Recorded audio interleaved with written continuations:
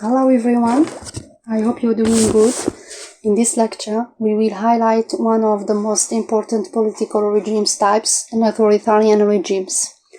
As you know, authoritarianism is a form of government characterized by strong central power and limited political freedoms. In authoritarian regime, the ruling party or individual exercised complete control over the government and the society. And opposition to the regime is often suppressed or eliminated.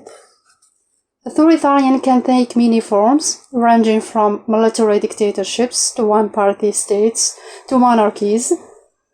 In authoritarian regime, political power is concentrated in the hands of a small group or individual, who often use repression and violence to maintain their hold on power.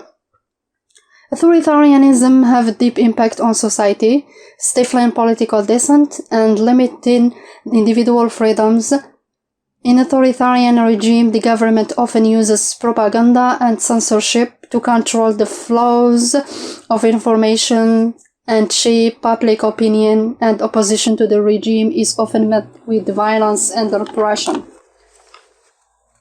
Despite its drawbacks, authoritarianism has been a famous form of government throughout history, particularly in times of crisis and social unrest. Authoritarian leaders often promise stability and society in exchange for political freedoms, and some societies have been willing to sacrifice their liberties in order to maintain social order and economic prosperity. And for more information about authoritarian regimes, let's get started by reading the text and looking up the difficult words after try to find the answers to the questions below.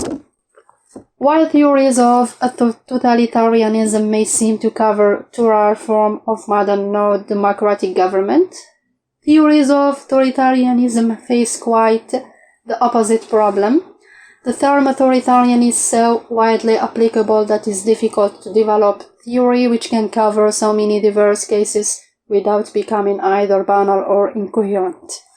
In general sense, the term authoritarian could be said to describe situations where freedom is restricted in favor of obedience to authority, and this authority is itself exercised with few restrictions. However, the notion of authoritarian government is often used as virtually synonym for no democratic government. It is more widely applicable than the notion of dictatorship, which at least is not applied to monarchies and traditional forms of government. In fact, the possible inclusion of tribal chiefs, priest kings, and medieval monarchs as examples of authoritarian government has led some theorists of authoritarianism to redefine the term to specifically exclude such pre-modern form of no-democratic government or regime. In this field, in his book An Authoritarian Regime Spain Model, Juan Lins excluded totalitarianism as well as traditional monarchies and other traditional systems from his conception of authoritarianism. He states the defining elements or features of authoritarianism as follows. First, presence of limited, not responsible political pluralism. The limits may be severe or moderate, legal or de facto, and applied only to parties and political groups or to interest groups as well.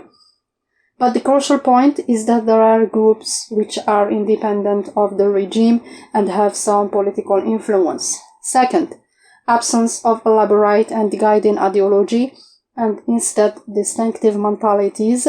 Mentalities are apparently more emotional than rational. Third, absence of intensive or extensive political mobilization throughout most of the regime's history.